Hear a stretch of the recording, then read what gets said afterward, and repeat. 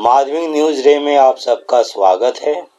प्रस्तुत है बंग महिला जिनका वास्तविक नाम राजेंद्र बाला घोष द्वारा रचित कहानी भाई बहन का मूल पाठ। आज नाटी इमली का भरत मिलाप है। बाबू जयराम दास जी अपने दोनों लड़के लड़की को लेकर मेला देखने को जा रहे हैं। दोनों भाई बहन पिता के दोनों हाथ पकड़कर बड़ी खुशी के साथ जा रहे थे। भाई का नाम शायद जो कुछ हो, पर रंग खूब गोरा होने से उसे सब लोग साहब कहकर पुकारते थे। साहब की उम्र कोई 11 साल की थी, पर बहन की उम्र कोई 6-7 वर्ष की होगी। उसका नाम तो सुंदर देई था, पर लोग प्यार से उसे सुंदरिया कहा करते थे। एक आने की पूंजी लेकर सुंदर मेला देखने चली थी। उसी के भरोसे जो चीजें देखती थी उसी पर टूट पड़ती थी। उसके इस भोलेपन पर साहब बेचारे को बड़ी हंसी आती थी। जब सुंदर 10-12 चीजों का नाम लेकर कहने लगी, मैं यह मोल लूंगी, वह मोल लूंगी, तब साहब ने कहा, वाह जी, तुम्हारे पास तो 3-4 पैसे कुल हैं, तुम इतनी चीजें कैसे ले सकती हो? मेरे पास बहुत से पैसे हैं, मैं सब कुछ खरीदूंगा। केला, नारंगी, अमरूद, रेवड़ी, नान खटाई वगैरह। सुंदर पर साहब की इस बात का कुछ भी प्रभाव न पड़ा, क्योंकि सुंदर की माँ प्राय उससे कहा करती थी, बेटी तुम भैया से छोटी हो ना, तुम्हें सब चीज में भैया से कमती हिस्सा लेना चाहिए। माँ की यह बातें सुंदर हमेशा ध्यान में रखती थी और उसे यह भी दृढ़ विश्वास था कि मैं 4 ही पैसे में सब मोल ले सकती हूँ। इन सब कारणों से साहब का हौसला पूरा न हुआ। जिसके हृदय में संतोष है उसी ने सब कुछ भर पाया। साहब को सब है और मेरा कुछ नहीं है, यह बात उसे कभी दुख नहीं दे सकती। निज अवस्था में संतुष्ट रहना और उसी के अनुसार चलना बुद्धिमानों का काम है। साहब सुंदर की मूर्खता की बातें पिता से कहने लगा। वह बेचारे साहब के मतलब को न समझकर बोले, हाँ बेटा, पहले मेला देख लो, फिर लौटते वक्त सब ले देंगे। लाचार होकर साहब मदरसे के मौलवी जी की तरह अथवा स्कूल के नीचे दर्जे के मास्टर की भांति बहन को समझाने लगा। सुंदर का 4 पैसा अपने हाथ में लेकर एक एक चीज का नाम कहता हुआ एक एक पैसा सुंदर को देकर बोला, लो, हो न गया। 4 पैसे में 4 ही चीजें मिलेंगी कि ज्यादा? फिर साहब अपना सब पैसा एक हाथ में लेकर एक एक चीज के नाम से दूसरे हाथ पर रखता गया और बोला, देखो, मैं तो सब चीजें ले सकूंगा ना। तब बेचारी सुंदर देई बड़े भोलेपन से भाई के मुंह की ओर ताकती हुई बोली, तो क्या उसमें से थोड़ा मुझे भी ना दोगे भैया? सुंदर की इस बात पर साहब को लज्जित होना पड़ा। मेला देखकर निज इच्छा अनुसार चीजें लेकर दोनों भाई बहन पिता के संग घर लौट आए। एक दिन शाम को साहब के बड़े भाई श्री राम दिए के उजियाले में बैठकर किताब पढ़ रहे थे। इतने में साहब और सुंदर दोनों आकर वहीं बैठ गए। सुंदर बोला, बड़े भैया देखो, साहब भैया की किताब में कैसी अच्छी रेलगाड़ी की तस्वीर है। तुम्हारे किताब में तो कोई तस्वीर ही नहीं है। इतने में साहब बोल बैठा, अजी तुम तो तस्वीर की गाड़ी कहती हो।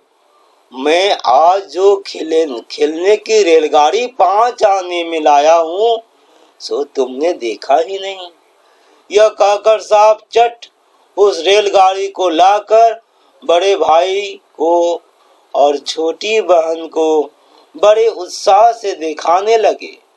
सुंदर ने भी 1 पैसे में एक मिट्टी का खिलौना खरीदा था। वह भी चट उस खिलौने को ले आई।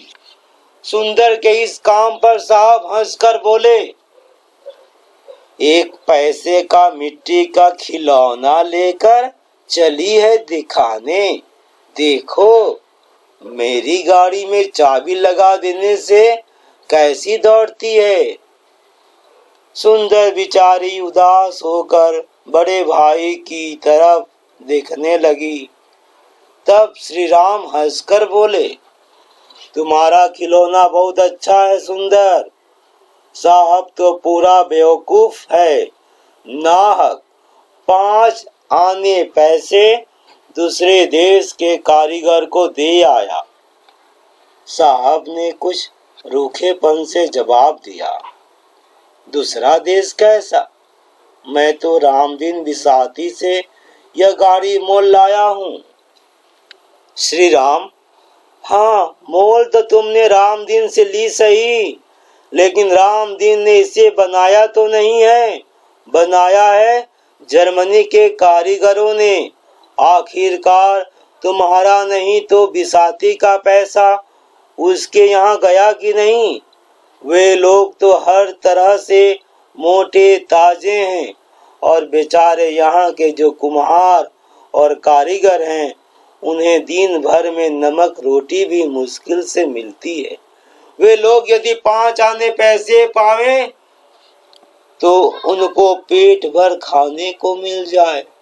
खैर सुनो साहब, इस समय हम तुम्हें कुछ न कहते, न तुम्हें रंज होता, किंतु परमेश्वर का यह नियम है कि जो दूसरे किसी को नीचा दिखाना चाहता है वह पहले आप ही नीचा देखता है।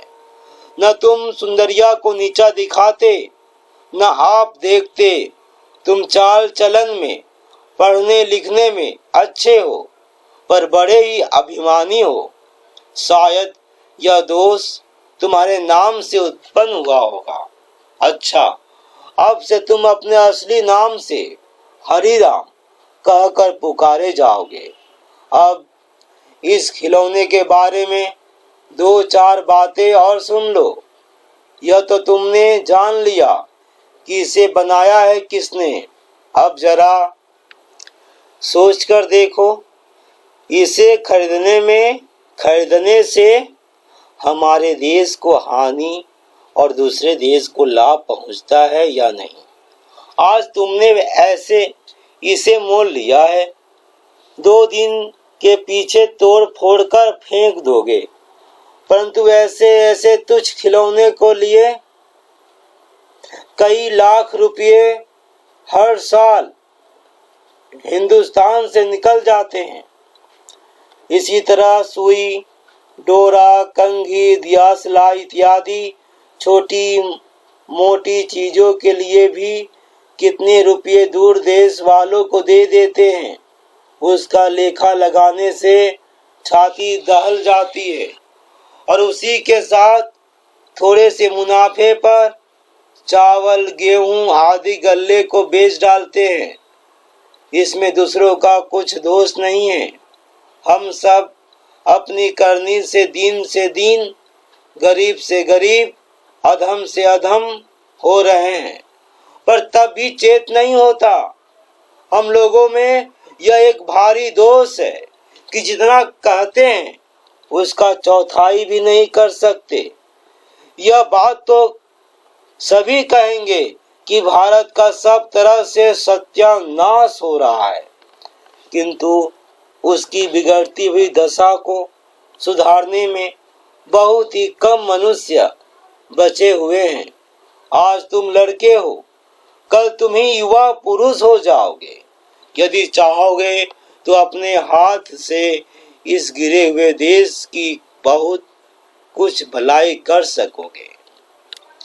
तुमको चाहिए कि अपने देश की भलाई के लिए उपाय विचारो और सीखो।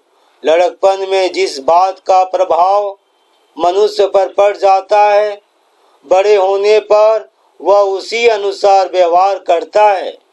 यदि तुम अभी से देसी चीजें काम में लाओगे तो मैं स्वदेश की बनी हुई कोई उत्तम चीज तुम्हें इनाम दूंगा। ऊपर लिखी हुई बातों को हुए आज 20 वर्ष हो गए हैं। अब बाबू हरिराम वर्मा BL शहर के एक नामी वकीलों में से हैं। यद्यपि शहर में कई एक अच्छे पुराने वकील हैं, किंतु देश की भलाई के सब कामों में अगुवा होने के हेतु हरिराम सबसे ऊपर हो रहे हैं।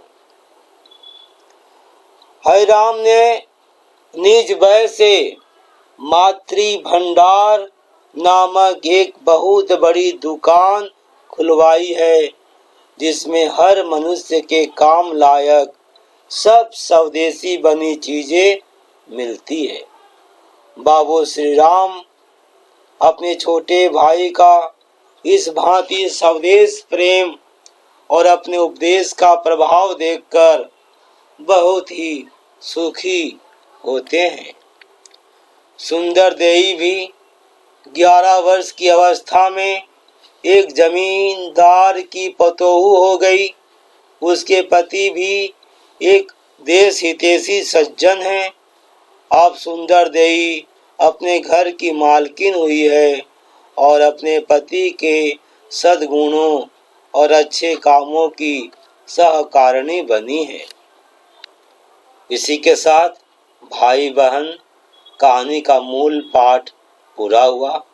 अब हम बंग महिला राजेंद्र बाला घोष लेखिका परिचय पढ़ेंगे। तो बंग महिला का वास्तविक नाम राजेंद्र बाला घोष है। इनका जन्म सन 1882 ईस्वी में हुआ था।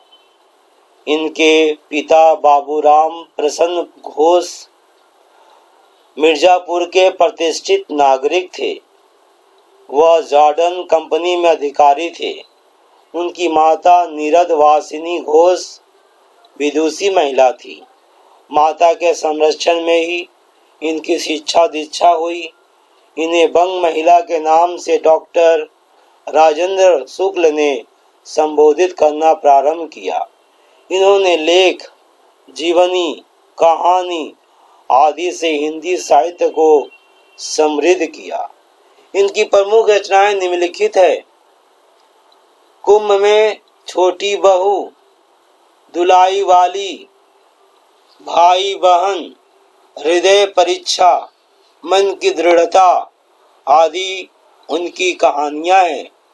जोधाबाई, अबुल फजल, बैकुंठ दास उनके द्वारा लिखित जीवनी साहित्य है। स्त्रियों की शिक्षा, हमारे देश की स्त्रियों की दशा आदि उनके द्वारा लिखे लेख हैं। दुलाई वाली इनकी प्रसिद्ध कहानी है, जो हिंदी की प्रथम मौलिक कहानी के नाम से प्रसिद्ध है। इनकी कहानी संग्रह का नाम कुसुम है। श्रीमती बंग महिला की यह रचना भाई बहन 1908 में बाल प्रभाकर खंड 3 अंक 1 में प्रकाशित हुई थी।